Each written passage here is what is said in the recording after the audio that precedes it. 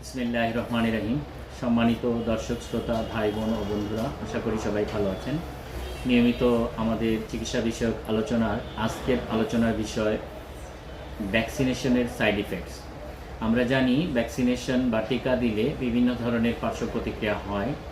আমরা ইতিমধ্যেই জানতে পেরেছি করোনা ভ্যাকসিনের কারণে অনেকেরই মারাত্মক অ্যালার্জি দেখা দিয়েছে।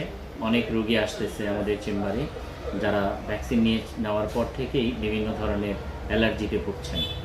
এছাড়াও যেখানে ভ্যাকসিন নেওয়া হয়, টিকাটা দেওয়া হয়, ওখানে অ্যাবসেস হতে পারে, অ্যাকিউট রিয়াকশনের কারণে জ্বর আসতে পারে, অ্যালার্জি হতে পারে, অ্যাট্রফি হয়ে যেতে পারে, যে জায়গাটাতে ইঞ্জেকশন দেওয়া হয় বা টিকা দেওয়া হয় এই জায়গাটা শুকিয়ে যেতে পারে, শ্বাসকষ্ট হতে পারে, কোমর ব্যথা হতে পারে, আঁচিল হতে পারে, কনভালশন বা খিঁচুনি হতে পারে, কাশি হতে পারে, ডায়রিয়া হতে পারে, স্কিনের ইরাপশন হতে পারে, গোটাগাটি হতে পারে, বিভিন্ন ধরনের এরিসিটালাস হতে পারে, জ্বর আসতে পারে, মাথা ব্যথা হতে পারে।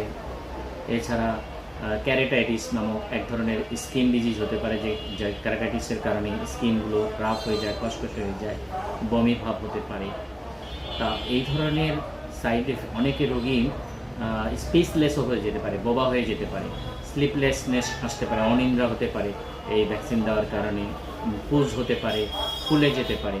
এই সমস্যাগুলো রিমুভ করার জন্য হোমিওপ্যাথিক চিকিৎসায় হাইপেরিকাম, লেডাম এবং থুজা, সাইলিসিয়া এই ধরনের ওষুধগুলো খুব ভালো কাজ করে।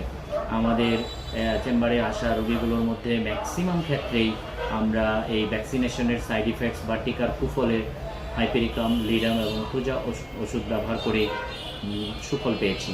ধন্যবাদ সবাইকে। কতটুকু